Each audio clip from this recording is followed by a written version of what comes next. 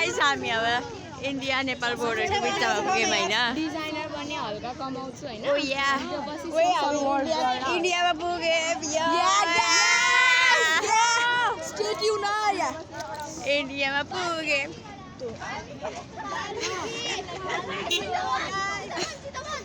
हामी इन्डिया पुग्यौँ ओहो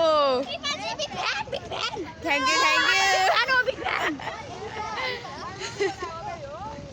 खै कहाँ पुगे तिनीहरू फेरि अब हामी इन्डियाको बोर्डरमा पुगेपछि भाइ कस्तो लागेछ इन्डिया पुग्यौँ इन्डिया धोतीहरू भाइ भाइ राख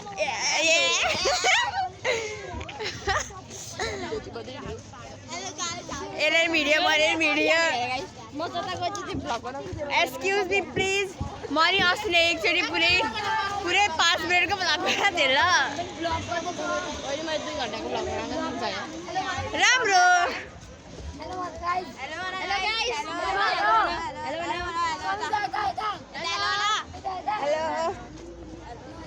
हामी इन्डिया अब करेन्सी खै छैन करेन्सी नै इन्डिया आई एम इन्डिया यो ओए अब भारतीय नेसनल एन्थम गाउनु पर्छ ओए मलाई त आउँदैन नि त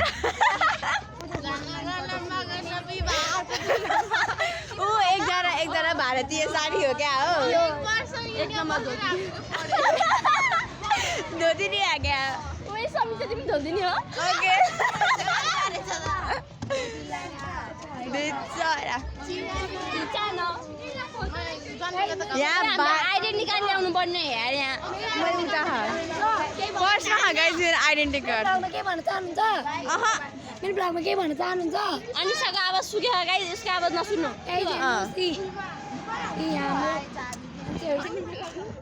मेरो म सबैभन्दा सोझो मान्छे मेरो ननमुना म सबसे सोझो मान्छे यहाँ सब बिग्रेको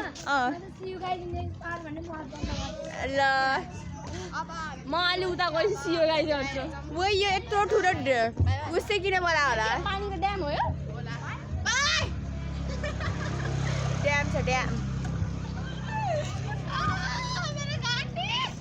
ए यिनीहरूको आवाज सुक्यो गरे म यिनीहरूको कति चिच्चायो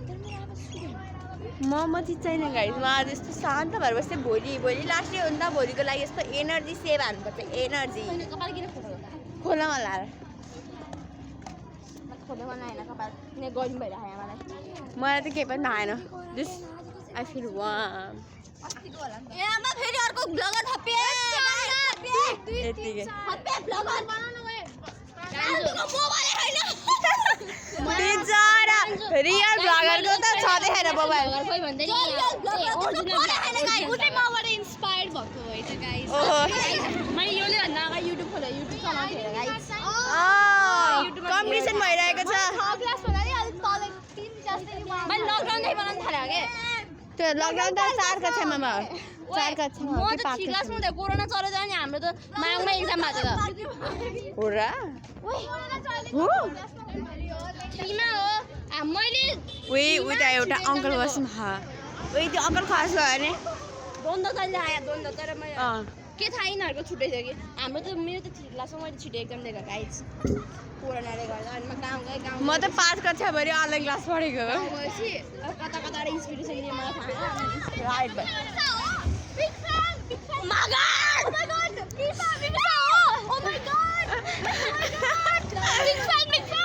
हाम्रो एउटा बिग फ्यान भेटिएको छ होइन नमस्ते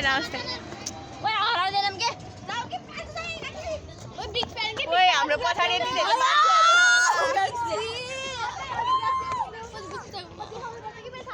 सो अब म एकछिन इन हाल्छु है किनकि मेरो यो म सौदा हात दुखिसक्यो बाई बाई